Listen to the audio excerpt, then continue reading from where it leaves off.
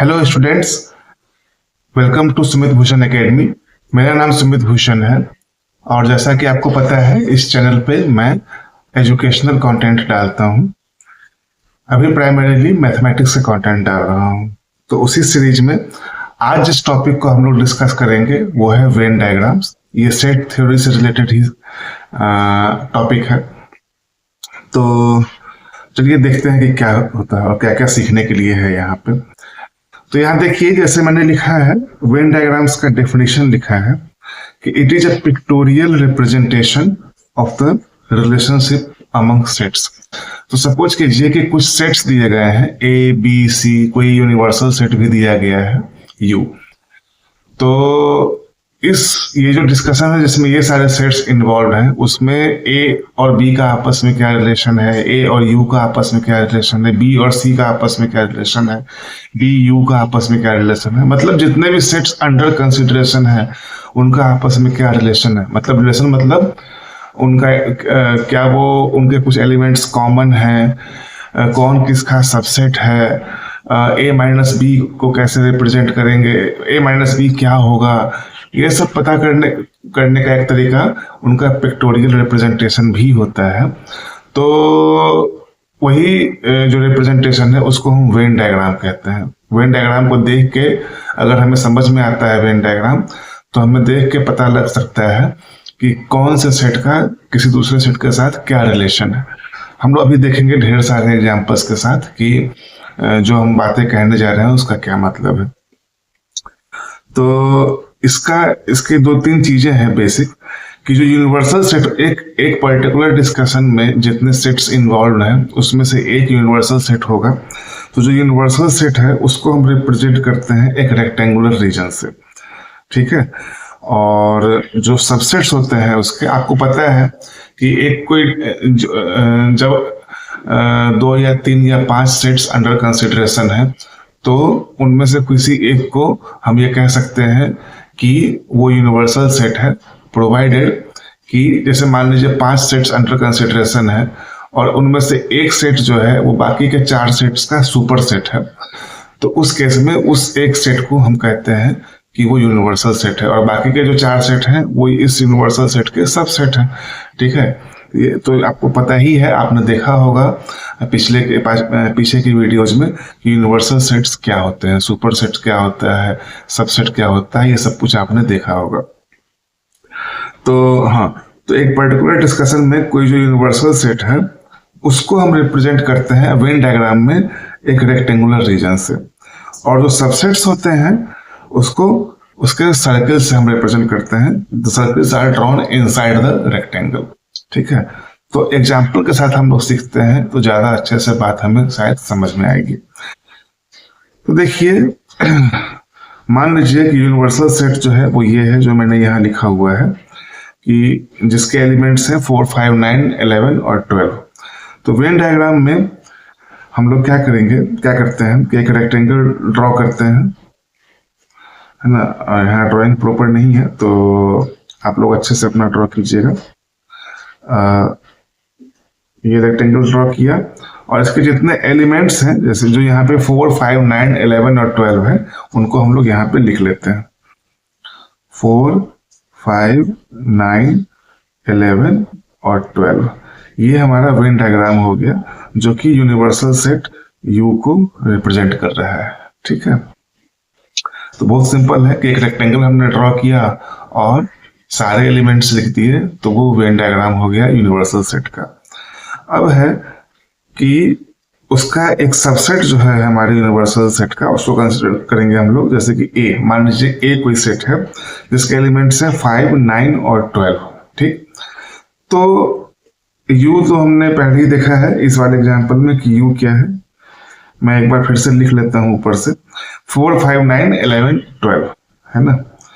तो यू है आपका, यू के जो एलिमेंट्स हैं वो 4, 5, 9, 11, 12।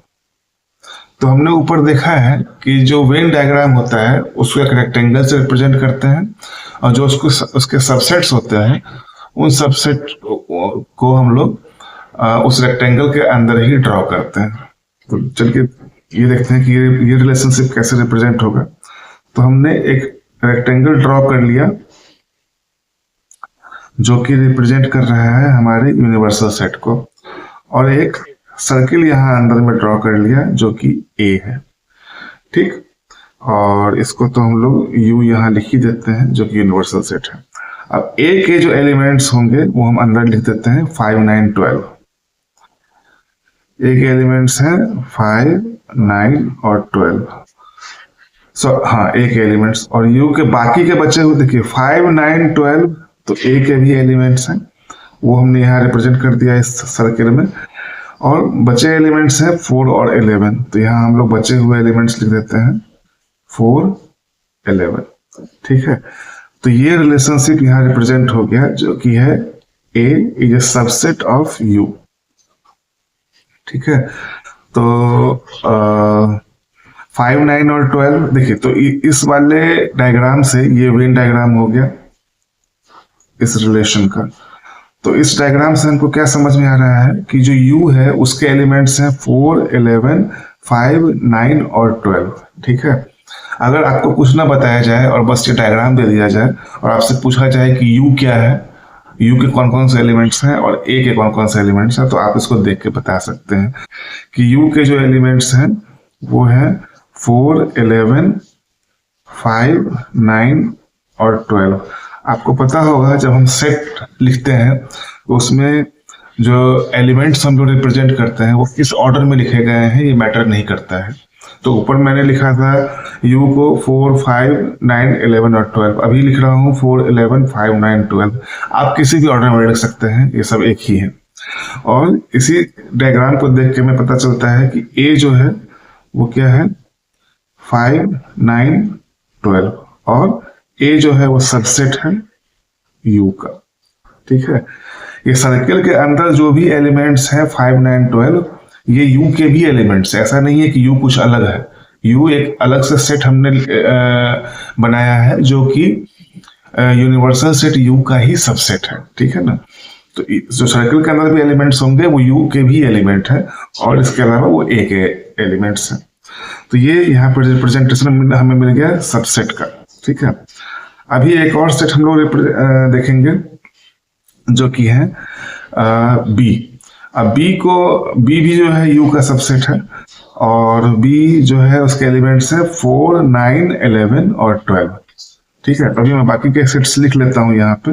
जो यूनिवर्सल सेट है वो क्या था, यूनिवर्सल सेट था 4, 5, 9, 11, 12। ओके, तो यूनिवर्सल सेट है 4, 5, 9, 11, 12। और एक और सेट हमने वो भी ऊपर लिखा था, वो ए था 5, 9, 12। 5, 9, 12। अच्छा, अभी मान लीजिए कि हमें रिप्रेजेंट करना है वेन डायग्राम के फॉर्म में ए, बी और यू, ये सब कुछ रिप्रेजेंट करना है। ठीक है, तो चलिए देखते हैं, और इनके बीच में आपस में क्या रिलेशन है ये भी रिप्रेजेंट करना है। तो चलिए हम लोग वेन डायग्राम एक बनाते हैं। सबसे पहले एक रेक्टेंगल बनाएंगे जो कि हमारा u को रिप्रेजेंट करेगा, u। ठीक है, अब हम a वाला एक बना लेंगे। a में कौन कौन से एलिमेंट हैं मैं लिख लेता हूं यहाँ 5, 9 और 12। ठीक है, अब देखिए b जो है, b में कौन कौन से एलिमेंट हैं 4, 9, 11, 12। अब b और a में कुछ कॉमन भी एलिमेंट्स हैं। वो कॉमन एलिमेंट्स हैं 9, ये देखिए 9 b में भी है और a में भी है, और 12 जो है इन दोनों में है ना। तो इसका मतलब b और a इंटरसेक्टिंग सेट्स हैं। इंटरसेक्टिंग सेट्स क्या होते हैं, दो ऐसे सेट्स जिसमें कुछ एलिमेंट्स कॉमन में हो। यहाँ कॉमन एलिमेंट क्या है 9 और 12। तो वेन डायग्राम में जब हम लोग रिप्रेजेंट करेंगे, मैं इसको अच्छे से यहाँ लिखता हूं, ये ए वाले को देखिए 5, 9 और 12। ठीक है, तो ये यहाँ लिख लिया। तो उसके बाद जो बी होगा, बी में 9 और 12 कॉमन है, तो एक सर्किल हम लोग ऐसा ड्रॉ करेंगे यहां जिसमें 9 और 12 उस वाले सर्किल में भी है। देखिए ये वाला सर्किल, पहला सर्किल ए से रिप्रेजेंट ए को रिप्रेजेंट कर रहा है और दूसरा सर्किल बी को रिप्रेजेंट कर रहा है, और 9 12 जो है कॉमन है। बाकी के जो बी के एलिमेंट्स है वो क्या क्या है, 9 12 तो हो गया हमारा यहाँ, और 4 11। तो यहां मैं लिख देता हूं 4 और 11। तो आप देखिए हमने इसमें और कोई बच भी गया है एलिमेंट क्या, हमने 5 लिख लिया, 9 लिख लिया, 11 लिख लिया, 12 भी लिख लिया और 4 भी है। ओके, तो यू के सारे एलिमेंट्स रिप्रेजेंट हो गए हैं। तो इन दोनों सर्कल के बाहर कोई एलिमेंट्स बचा नहीं है लिखने के लिए। ठीक है, तो चलिए यहां हमने ये देखा। अब देखिए इस बार अगर आपको कुछ भी ना दिया गया हो और सिर्फ एक ये वेन डायग्राम दिया गया हो, ये एक वेन डायग्राम है, तो आप इससे, इस वेन डायग्राम से क्या क्या इंफॉर्मेशन निकाल सकते हैं। ये देखिए, आपसे पूछा जाए कि यू क्या है, तो आप ये बता सकते हैं कि यू जो है उसके एलिमेंट्स हैं 5 9 12 4 और 11। ठीक, आपसे पूछा जाए ए के एलिमेंट्स क्या क्या है, वो भी आप बता सकते हैं 5 9 12। आपसे ये पूछा जाए कि बी के कौन कौन से एलिमेंट्स हैं, तो आप यहाँ ये भी लिख सकते हैं 9 12 4 11। और क्या रिलेशनशिप यहाँ से पता लगा सकते हैं, ये तो रिलेशनशिप अभी तक नहीं, अभी तो हमने यहाँ बस ये पता लगाया है कि कौन जो सेट्स हैं उनके कौन कौन से एलिमेंट्स हैं। अब देखिए इस पिक्चर को देख के हमें ये भी पता लग रहा है कि ए इंटरसेक्शन बी में कौन कौन से एलिमेंट्स होंगे। तो जो कॉमन एलिमेंट्स हैं ए वाले सर्किल में और बी वाले सर्किल में वो हो जाएंगे। तो ए इंटरसेक्शन बी 9 12 है। अच्छा, आप एक चीज और देख सकते हैं कि ये जो तो इसमें से आप a माइनस बी और b माइनस ए भी पता लगा सकते हैं। मतलब ये वाला जो हिस्सा है, ये जो यहाँ पे ये हिस्सा है, ये क्या हो जाएगा, a माइनस बी। आपको याद होगा a माइनस बी की डेफिनेशन होती है, a माइनस बी की डेफिनेशन होती है set of all those x such that x is an element of the universal set, but x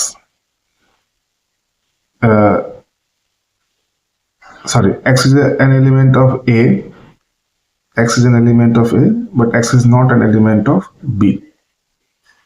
ये होता है, ठीक है, a माइनस बी का डेफिनेशन।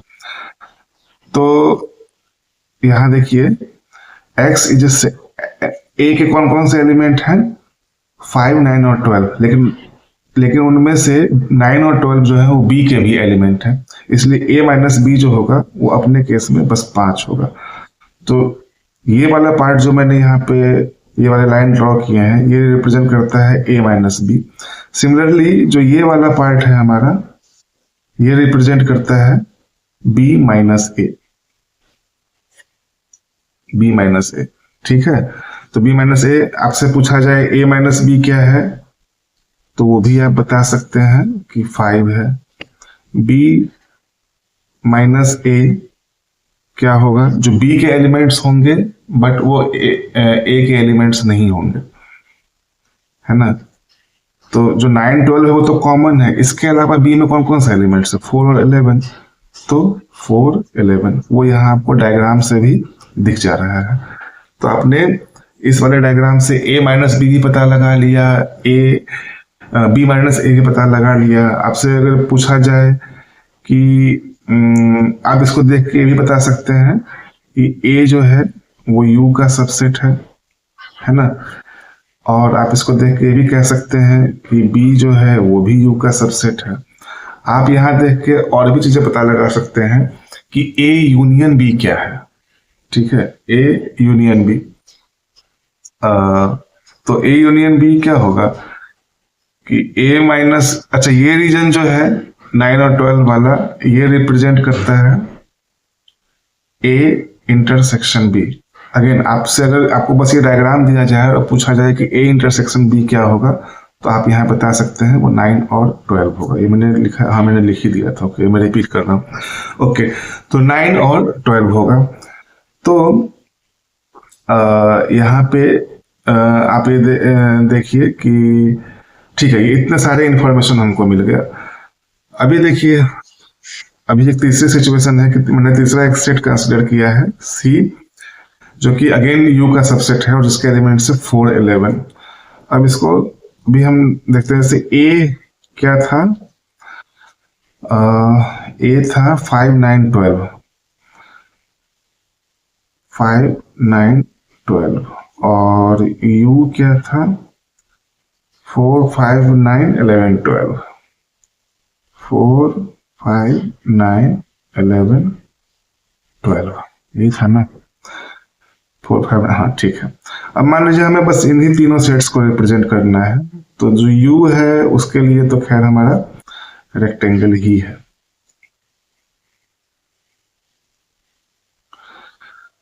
ठीक है, यू जो है वो तो रेक्टेंगल ही हो गया और ये यू हो गया। ए क्या था, अब यहां देखिए ए और बी में कुछ भी कॉमन नहीं है।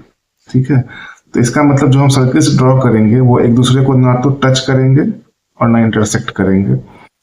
तो ये ए होगा और ये सी होगा। ए के एलिमेंट्स हैं 5, 9 और 12। सी के एलिमेंट्स क्या थे 4, 11, 4, 11 और ए के जितने एलिमेंट्स हैं वो यू के जितने एलिमेंट्स हैं और वो ए और सी में रिप्रेजेंट हो गए। तो यू तो जो है इसके बाहर, इन दोनों सर्कल्स के बाहर कोई और एलिमेंट है नहीं, तो ये हमारा रिप्रेजेंटेशन हो गया। तो इस केस में क्या है कि ए इंटरसेक्शन सी जो होगा वो 5 होगा। आपको बस ये डायग्राम दे दिया जाए एग्जाम में और ये कहा जाए कि ए और सी का क्या रिलेशन है, तो आप ये लिख सकते हैं ए इंटरसेक्शन सी इज 5। और आपने पीछे के लेक्चर्स में देखा है कि ए इंटरसेक्शन सी यदि 5 है तो उस केस में हम कहते हैं A and C are disjoint sets. A and C are disjoint sets. ठीक है, तो यही हो गया। तो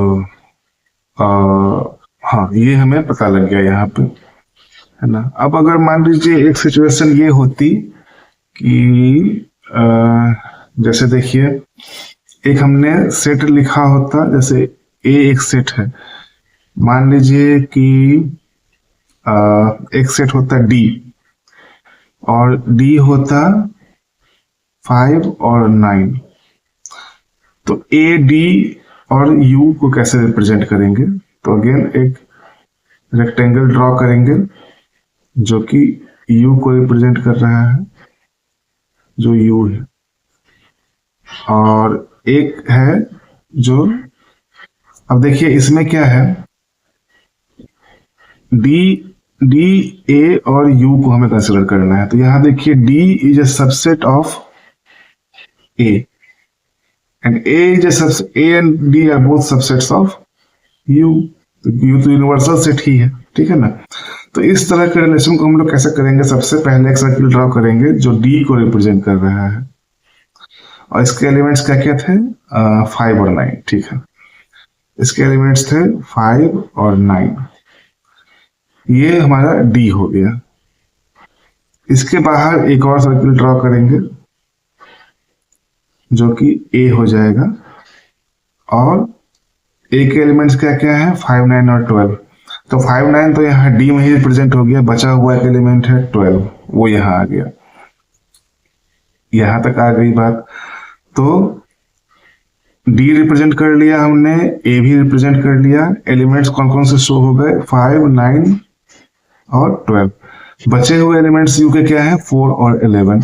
तो 4 और 11 हम लोग यहाँ लिख देंगे। तो ये हमने यहाँ पे रिप्रेजेंट कर दिया।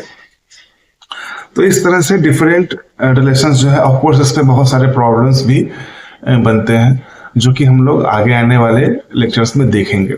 अभी के लिए इस लेक्चर में हमने वेन डायग्राम के बेसिक्स को समझा, कुछ रिलेशंस कैसे रिप्रेजेंट करते हैं वो समझा हमने, है ना।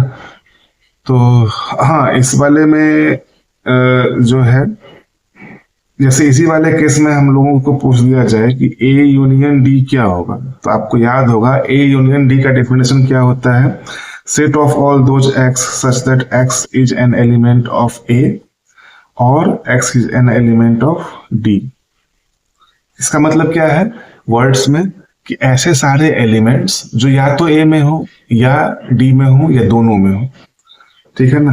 तो ए यूनियन डी क्या होगा, या तो ए में हो या तो डी में हो या दोनों में हो। तो ये सिंपली 5, 9 और 5, 9 क्या है, वो दोनों में है और डी में है, और इसके अलावा बचता है एलिमेंट 12।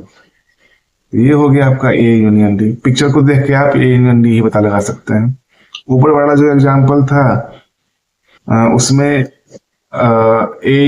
पे ए यूनियन सी क्या होगा, ए यूनियन सी अगेन या तो ए में हो या सी में हो या दोनों में हो। तो दोनों में तो कोई भी एलिमेंट कॉमन नहीं है, लेकिन या तो ए में है, क्या ए में कौन कौन से 5, 9, 12, और सी में क्या क्या है 4 और 11। तो यहाँ ए यूनियन सी ये हो गया। तो बेसिकली आइडिया ये है कि वेन डायग्राम बहुत हेल्पफुल एक रिप्रेजेंटेशन होता है, जिसको देख के काफी सारी इंफॉर्मेशन पता लगाई जा सकती है सेट्स के बारे में, ठीक है। तो आई होप कि आपको जो है, जो कंसेप्ट्स जो है, जो आज जो डिस्कस किए गए जो टॉपिक्स, वो आपको क्लियर हुए होंगे। और हम लोग जो है, अगर आपको समझ में आती हैं चीजें तो आप वीडियो को लाइक कीजिए, अपने कमेंट्स में जरूर डालिए कि इन लेक्चर्स को और अच्छा कैसे बनाया जा सकता है। यदि आपके कुछ भी डाउट्स हों इन टॉपिक्स के बारे में तो आप जरूर नीचे कमेंट्स में लिखिए। चैनल को आप लोग सब्सक्राइब कर दीजिए, ताकि जैसे ही कोई नई वीडियो अपलोड हो तो आपको नोटिफिकेशन जा सके। So thank you very much कि आपने ये वीडियो देखा, और आप सभी को मेरी तरफ से बहुत सारे शुभकामनाएं आपके एजुकेशन जर्नी के लिए। मैथमेटिक्स और सब्जेक्ट्स आप जो है अच्छे से पढ़िए और अच्छे से नॉलेज गेन कीजिए। सो तब तक के लिए गुड बाय, मिलते हैं अगले किसी लेक्चर में। Thank you very much.